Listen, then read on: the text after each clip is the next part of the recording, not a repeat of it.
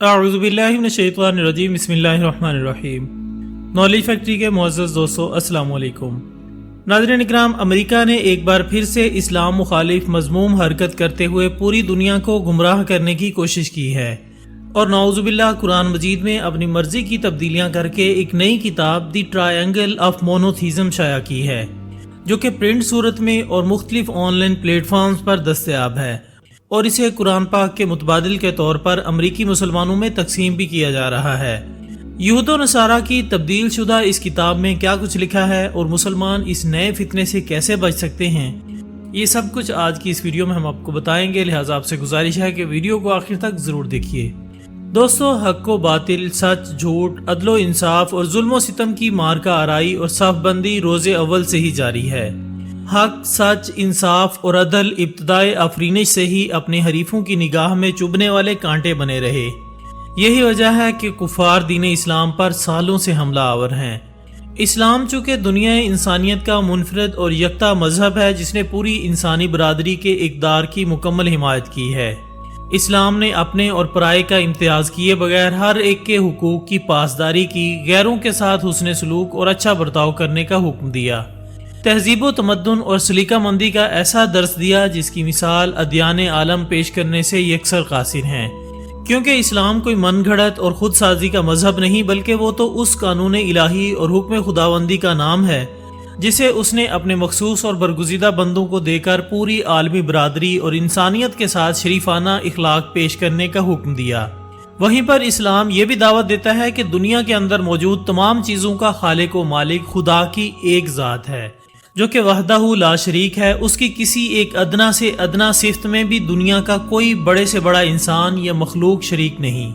خواہ وہ کتنا ہی قریبی کیوں نہ ہو، اس کی برابری اور ہمسری نہیں کر سکتا۔ اسلام سے قبل دنیا جہالت میں ڈوبی ہوئی تھی۔ اہل عرب کے اندر اسلام اور قرآن سے پہلے ہر طرح کی برائی موجود تھی، چھوٹی سے لے کر بڑی تک ہر طرح اور ہر قسم و نوع کی برائیاں ان کا مزاج بن چکی تھیں۔ خون ریزی، قتل و غارت، شراب نوشی اور بدکاری ان کی ایک امتیازی صفت تھی، گویا وہ اسی کے پروردہ و تربیت یافتہ تھے۔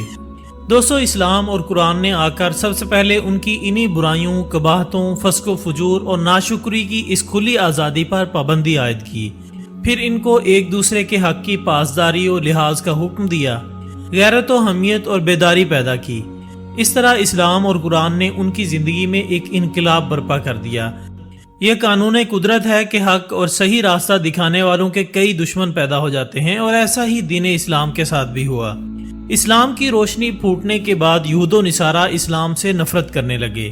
کیونکہ اسلام حدود اللہ پامال نہ کرنے کا درس دیتا ہے۔ یہی وجہ ہے کہ اسلام کو جتنا نقصان یہود و نصارہ سے ہوا، اتنا دنیا کی کسی دوسری قوم نے نہیں پہنچایا۔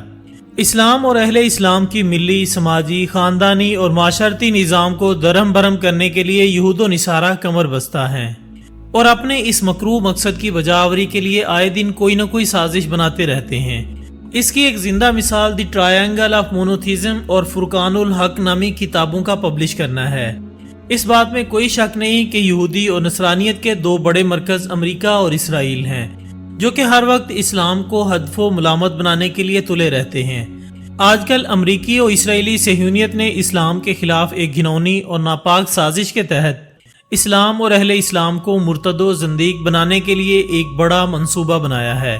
اس منصوبے کے حوالے سے یہودی اور عیسائی اداروں، تعلیم گاہوں نے امریکہ اور اسرائیل میں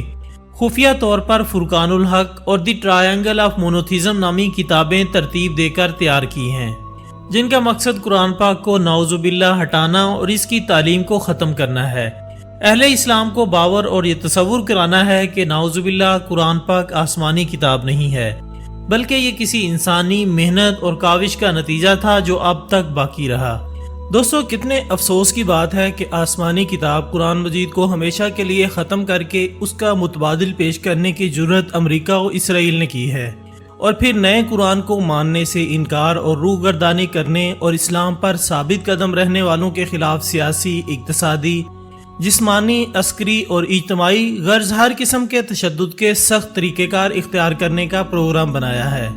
لہٰذا ہم کہہ سکتے ہیں کہ اس سازش اور دھوکہ دہی کے تحت ایک نیا دین، نئی کتاب اور جدید شریعت کو متعارف کروایا جا رہا ہے، جو کہ در حقیقت اسلام کے ساتھ کھلی عداوت، ناانصافی اور ایک بہت بڑی مذموم سازش ہے۔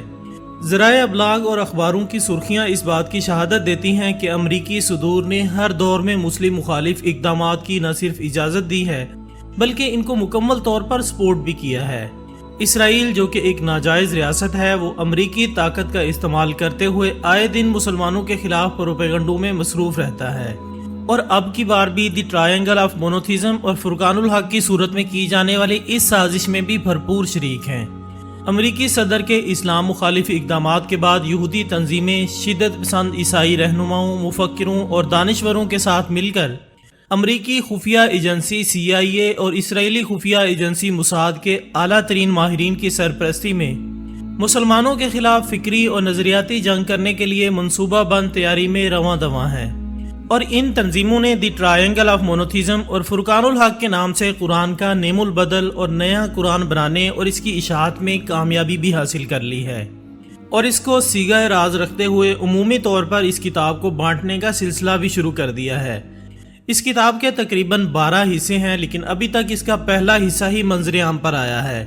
دوستو، اس طرح سے اس یہودی اور صہیونی سازش کی تقریباً 3 یا 4 سال میں مکمل ہونے کی امید ہے۔ اس خفیہ سازش میں امریکہ پیش ہے، اور اس کو اس تنظیم نے یہ ذمہ داری دی ہے کہ وہ مشرق وسطیٰ کو کمزور تر بنانے اور اسلامی ملکوں کو بڑے اور خطرناک ہتھیاروں سے پاک کرنے کے نام پر غیر مسلح اور نہتہ کرے۔ اسی طرح اسرائیلی وزیر اعظم کے کندھے پر یہ ذمہ داری رکھی گئی ہے کہ وہ ہدف ملامت اور نشانہ بنا کر اسلامی قائدین اور علماء ملت کو قتل کروانے کی منصوبہ بندی شروع کرے، تاکہ مسلمانوں کی طاقت کمزور اور دھیمی پڑ جائے، جس کے بعد اسلامی ممالک پر امریکی، یورپی اور مغربی حملوں کی بوچھاڑ کر دی جائے اور کم سے کم ہلاکت و نقصان کے ساتھ اسلامی ممالک پر قبضہ کیا جا سکے۔ اسلام کے خلاف یہودی اور عیسائی تبلیغ و دعوت کا یہ عالم ہے کہ عیسائی یہودی عالم ہر خطے میں اعلان کر رہے ہیں کہ اب وہ وقت آ گیا ہے کہ قرآن کے خلاف کھل کر جنگ لڑی جائے،